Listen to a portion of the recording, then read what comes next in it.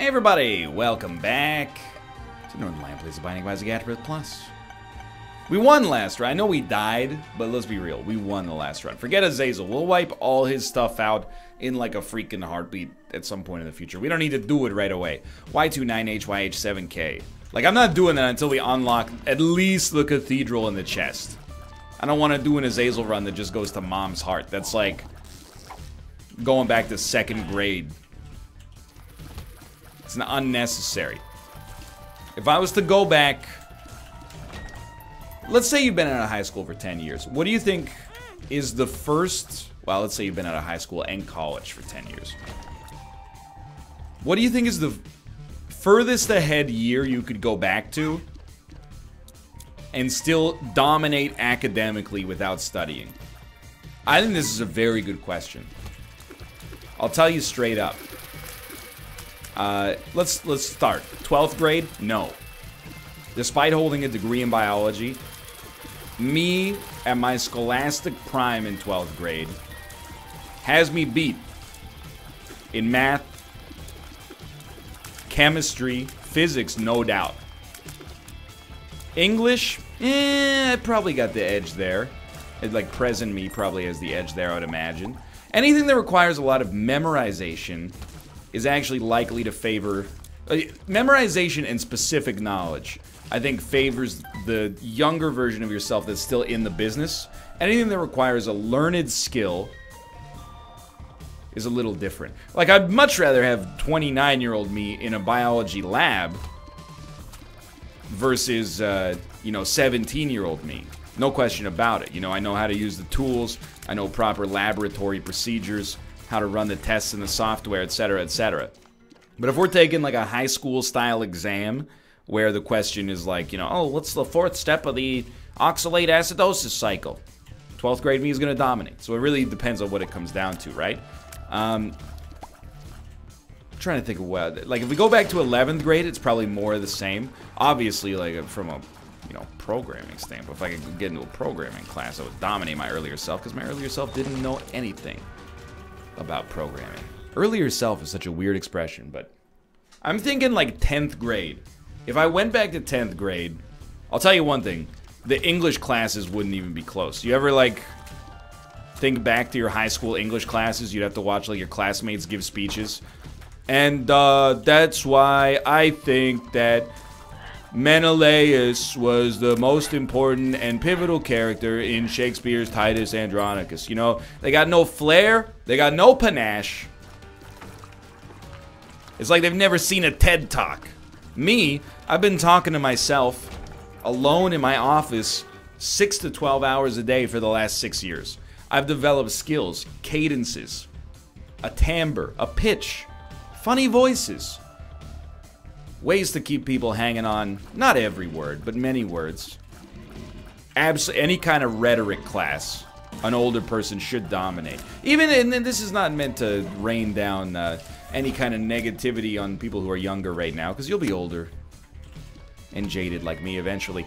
But the point is, you know, when you are young, you don't do that much public speaking for the most part. You do a lot of public talking, but you never, like, most of the school that I had, it was like 75% of it was a teacher talking at the front of the room, and then students being like, oftentimes too shy to put up their hand to ask a question. As an adult, squeaky wheel gets the grease. You got to speak up in certain situations if you want to be heard. You know, you learn a little bit more about how to converse with people most of the time, I think. Doesn't mean there's not, you know, adults who are bad at public speaking. Probably most adults are still bad at public speaking, but you would dominate eventually, is all I'm trying to say. Hello. Hello. Are cats both here? No, we got one Ruka right here. Where is other pizza dough? Where's Tomo? Okay. He's probably in his box, is my guess. Oh my god, he's so hot. Yeah, he's been in this box all day. Oh my god. If Rook has a pizza dough, Tomo has a pretzel dough. Very true. No, I think he's in my room. My stream is over. Concert pod went well. That's good. Thank you. Not you. I think if you took me back to 10th grade.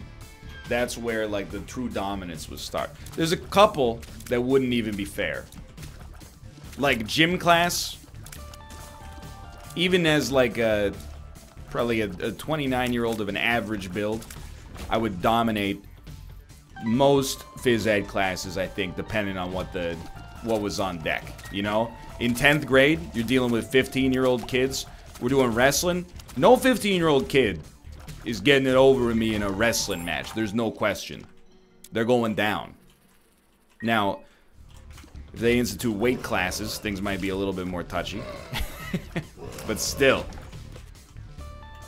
English, already talked about. My rhetoric, now unmatched by any high school sophomore out there on planet Earth. No questions asked. That's not braggadocious. I would say that most 29-year-olds are in pretty much the same boat. You know, it's just something that comes with the assuredness of having lived a more life, really.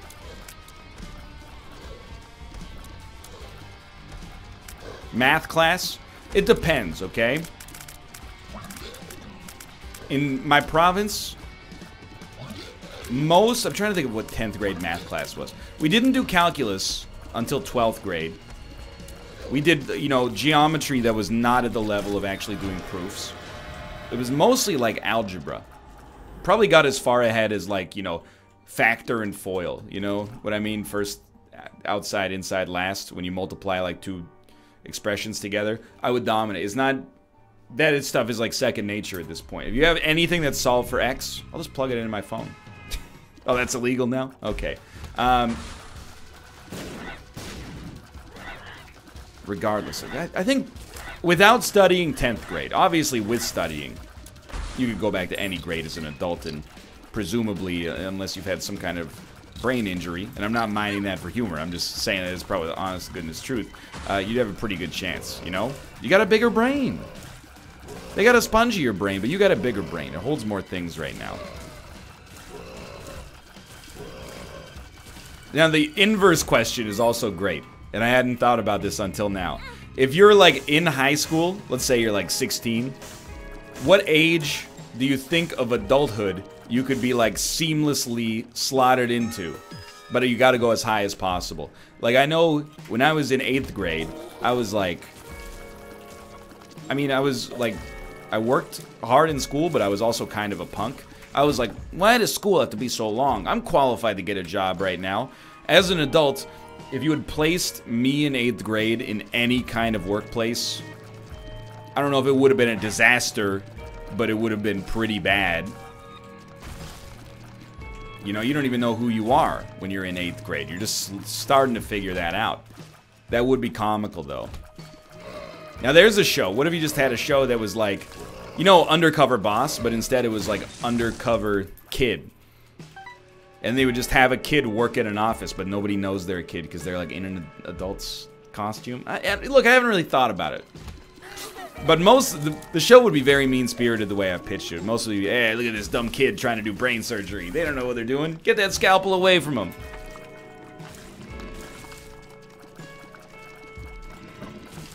Anyway, that's my food for thought to start here. We're 7 minutes in.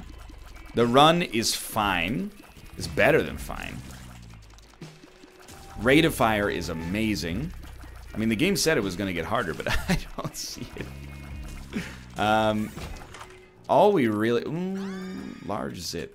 It's not just a zit, it's a large zit. I summon an even larger zit. Hey, can we talk about the fact that Valve greatly disrespected my city by holding the International here for 1 year and then moving it to an entirely different continent? Don't get me wrong. I'm happy for the audience that is closer to Shanghai than they are to Vancouver or Seattle. The thing is, if you previously have been watching the International and you've been like, oh, it's in Seattle, but that's so far away. When they're like, this year there's a new venue, you were like, oh, maybe it'll be closer. Nope, literally like 3 hours drive away from the previous venue. So basically, fundamentally in the exact same location if you gotta fly in from elsewhere. So I feel for you. I'm glad they're mixing it up. Like, it's like the Olympics, right? You don't want to have the Olympics in the same place over and over, except for the fact that China had them in 2008 and is also having them in 2022, but it's like no big deal or whatever. Little baggy. I don't really want to ruffle feathers on that one or rock the boat because it is fair as well. Canada had the Olympics in like 1986, 1992, 2010. Like, we've had enough. I'm trying to, there was a Montreal, I guess that was 86, right? And then there was a Calgary. My mistake. How's that goaltending situation? You know, we're worse, but we're good lottery picks and all that. Anyway, the point is, and then Vancouver 2010, aka the best Olympics that have ever been run anywhere. Like, if they're gonna move the international, I think it's only fair that Valve commissions the IOC to bring the Olympics back. But only for Vancouver residents.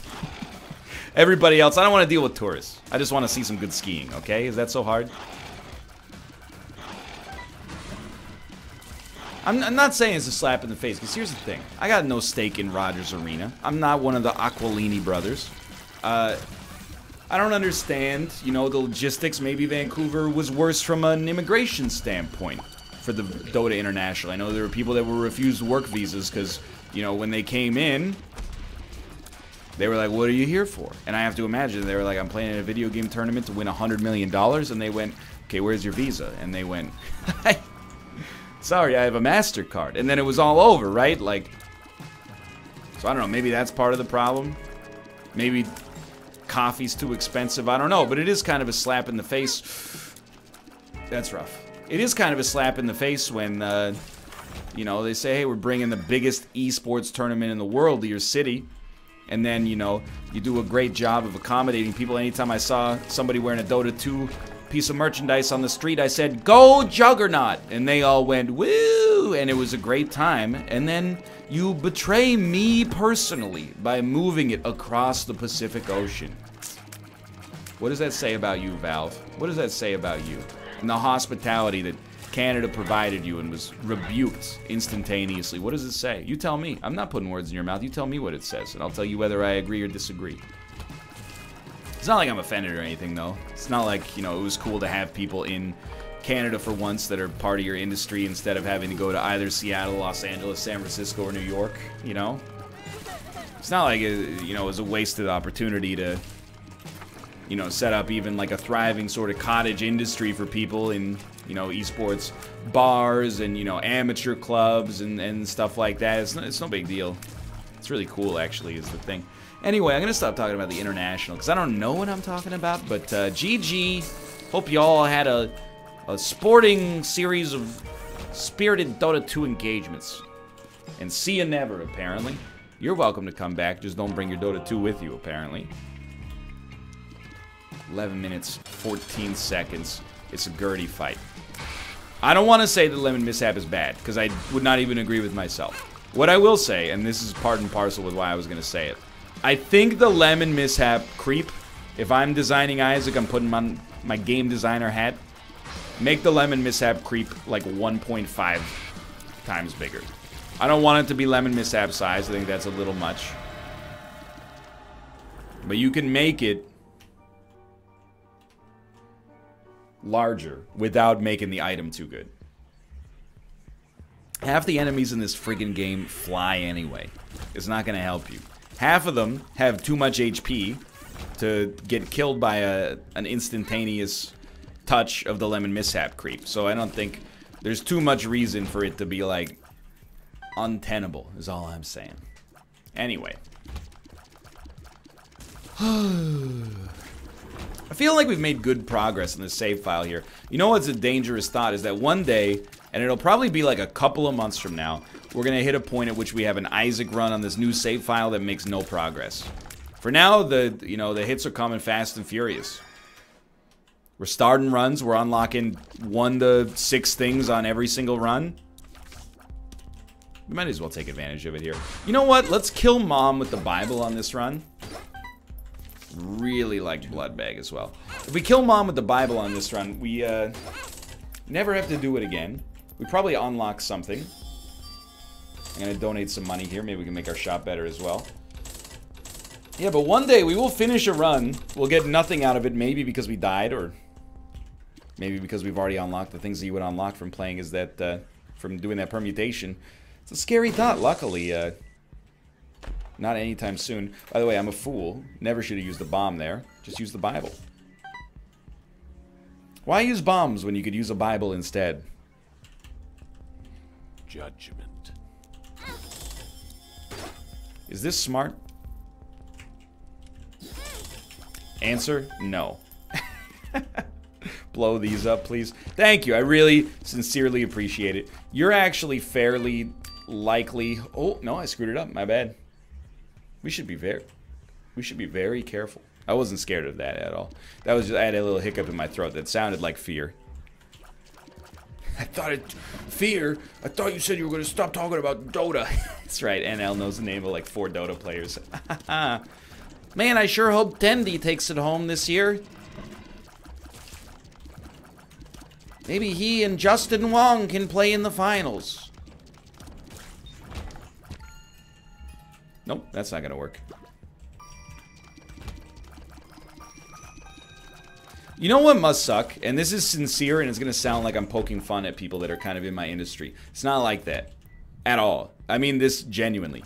What must really suck is to have been like the best clan in Halo 2. And I know this is a good reference because I know the clan that was the best in Halo 2. What were they called? They were called like a Hulk or something like that. But one second. Best Halo 2 clan. Halo 2 clans list. Look, it's... The point is... I'm looking down the list now. Reaper, that was it, right? Final boss. That's okay. Yes, final boss. And I'm not saying that they were not successful, okay? Because when I had followed Halo 2 as an esport back before really esports were anything, they were winning like the vast majority of tournaments that they played in. But every single tournament that I had ever seen, first off, nowhere to watch it online. Half of the United States and Canada were still on 56K modems. And that probably is not even an exaggeration. But it was like, bring your own CRT TV, and we're playing in like a Toys R Us. And the Toys R Us would use it as like a sales technique to get people in the door. They'd be like, come watch literally the best players of Halo 2 in the entire world play. So I'm not saying it sucked because they did really well for themselves. But now you got to be watching, like, if you're a pro Fortnite or PUBG player, like literally the world's your oyster, right? Or even Call of Duty, like this goes for many sports. The world's your oyster. You don't just, or Overwatch even is in there as well. It's not just that there's $1 million tournaments and they're not irregular. It's that if your stream, basically just for playing the game you already play 12 hours a day for practice, you play it and you get, you could be making at least tens of thousands of dollars a month, depending on the way things are going for you. Whether people like your personality and also your gameplay is good enough, It's crazy. Like, you're just born like a little bit too late to, as easily as possible, sorry, too early, to capitalize on it. It's just timing is really all it comes down to, The way I see it, at least.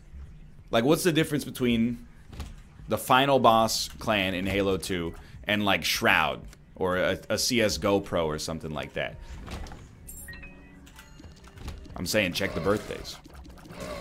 The final boss dudes are probably like 2 years older than me. Maybe they, by the way, I don't know. Maybe they had incredible success in Halo 3 when it came out, or Halo 4. I don't know how many Halos are on there. Like, I started using names instead of numbers. That's where I lost track. It's always dangerous to talk about things that, you're ignorant to completely, but it's also called being a streamer / YouTuber, so I come by it honestly. If I'm completely incorrect here, please, genuinely hold me to task. I don't want to spread misinformation. All I'm saying is, there's got to be situations. I had this happen, this is like 7 years ago when I was living at home briefly after coming back from Korea. My parents were like, hey, we got like an electrician coming by today. He's going to look at, the circuit breaker or something. And when he was talking to me, because I had to be there to let him in and be like, hey, I'm here, don't freak out. I'm sure most places you go are like unoccupied at 11 a.m. on a Tuesday. But anyway, He was like, what do you do? And I was like, oh, it's this weird new thing you've probably never heard of. I play video games on the internet and people watch for some reason. And he's like, dude, that's amazing. When Counter-Strike was hot, and this is before Global Offensive came out, hilariously enough, but when Counter-Strike was hot, I used to be like a semi-pro 1.6 player, and like I would travel around Ontario and go to LANs and stuff like that and compete and sometimes win some prize money. Now, it's not an insult to him. I'm pretty sure the prize money was probably like 70 bucks. Take it from somebody who played in, you know, competitive chess tournaments back then. If your sport is not popping off, you gotta wait for sponsors. And you know, Bob's Pizza on 4th Street is like 500 bucks for a video game? I don't think so. If he had been born, I mean, you got to be the best in the world to compete at these now. And the level of competition, I have to assume, is higher now because there's just more access. But plus the kids these days with the newfangled Razor Death Adder mice and the blah blah. But like, you have to imagine that back in the day, you would have had a chance to, you know, have a big stream or maybe even be one of the best players in the world and compete in these like sometimes multi-million-dollar tournaments. It's really just, you know, a matter of timing to some extent. It's like, imagine being a handsome, great actor in like 1925, but then they invent the ability to put sound on film, and your voice is like, hey, everybody, you're screwed. I'm saying, if you've been born in the silent film era, born in the silent film era, they were born in the silent film era, they were. It's a new song I've been working on. It's called "Born in the Silent Film Era." It's by Bruce Springsteen. Anyway, the point is, you would be that generation's Charlie Chaplin or something. But now, let's go. You know, you got no chance. You got Gilbert Gottfried's situation.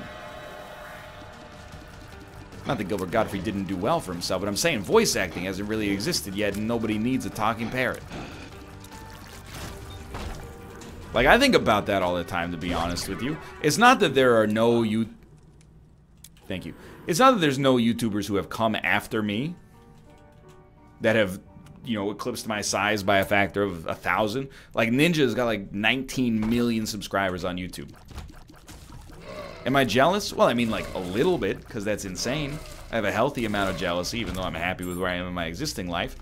But mostly, it's just amazing. Like, 19 million subscribers. That's crazy.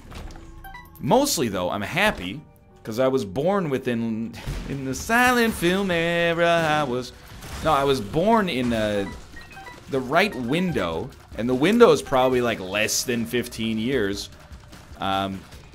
where it was plausible for me to get into this relatively early before literally everybody and their dog had a YouTube channel. And all I had to do was be like pretty okay at The Binding of Isaac, and people were like, this guy's funny. And I'm like, I am?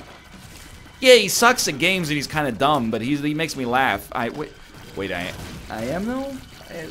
Up until this point, I had thought myself somewhat clever, but just goes to show you.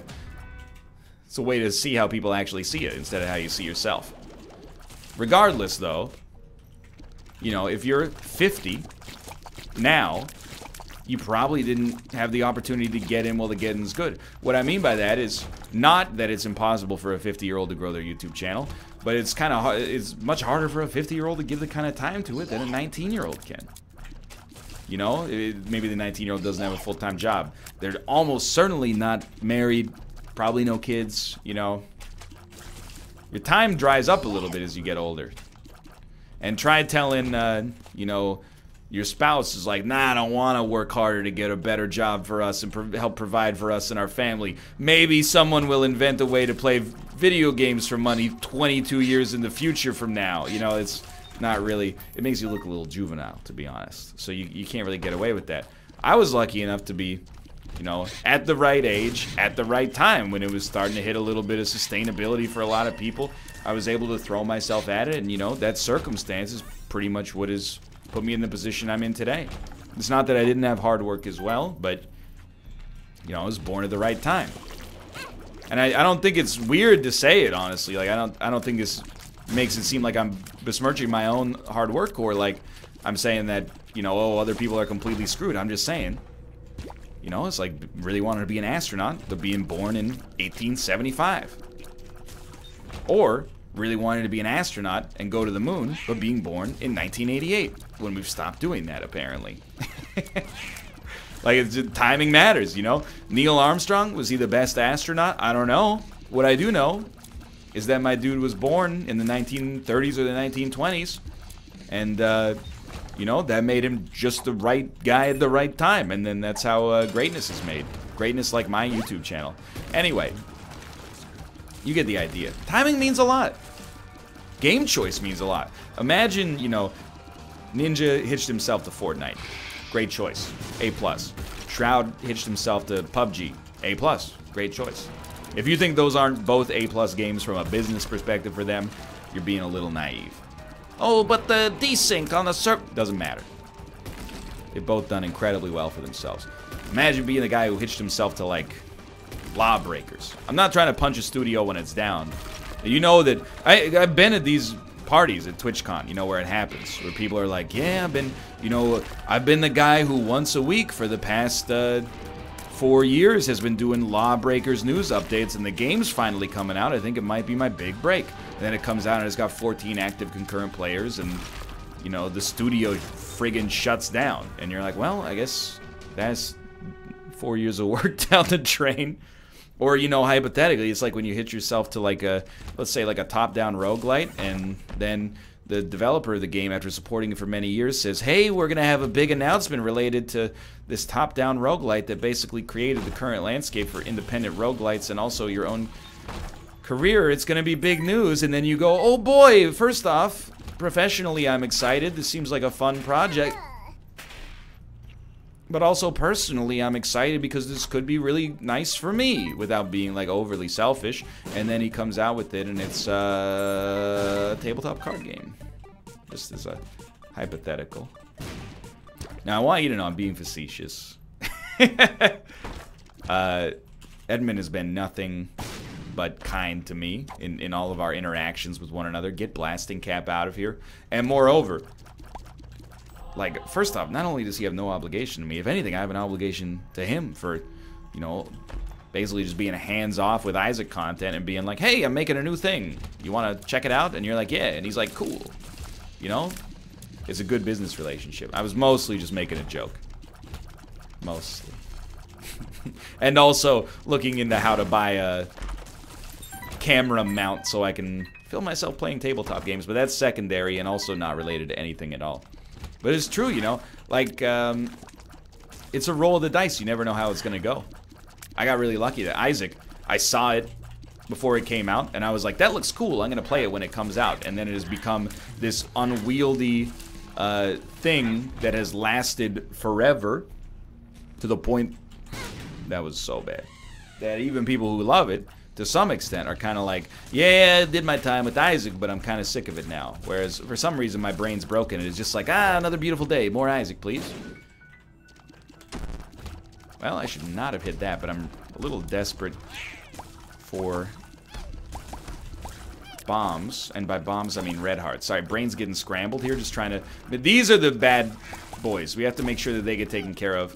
Because otherwise they will rush us down, and one hit will kill us, and we might not get brought back. But, you know, you could just have easily, you know, hitched yourself to something that, that didn't take off. And then a lot of those guys have pivoted, you know, a lot of big CSGO guys, you know, they've moved on to PUBG, or they've moved on to Fortnite. Big Daisy guys have moved on to PUBG, or they moved on to Fortnite. You know, a lot of those Call of Duty YouTubers, they've moved on to PUBG, or they've moved on to Fortnite. So as long as you moved on to PUBG or you moved on to Fortnite, you were pretty much okay if you were in that niche, I suppose. Now, I made a very bold move there. Had to happen. I'm just saying, timing help, which is somewhat out of your control, plays a part in your life. An unseen hand. I don't want to say that guides, but you know what I mean. Like, you know, something that people don't always talk about. But, you know, right place, right time, it matters. And You know, you can do stuff to put yourself in the right place at the right time with greater efficacy, but never trust a successful person who tells you it all comes down to you. To some extent, everybody's got like one moment, I think, and I mean, this is presumptuous of me for sure. I think everybody that's successful has one moment in their life where, you know, they were one flat tire away from not being on, like, the right path. Like, you know, Ryan Gosling blew a bike tire on the way to his Breaker High interview, and now he's sweeping floors of the movie theater. Not that there's anything non-noble about doing that job either. I'm just saying. Well, he could have made sure his bike tire was patched up before he left for the audition. Okay, sure. But the thing is, he didn't know that the whole thing hinged on the bike tire. You get the idea. Anyway, thanks for watching. Hope you guys have enjoyed the episode. If you did, click the like button. It helps out a great deal. Of course, subscribe if you want to see more in the future. For now, thanks for watching, and I will see you next time. See ya!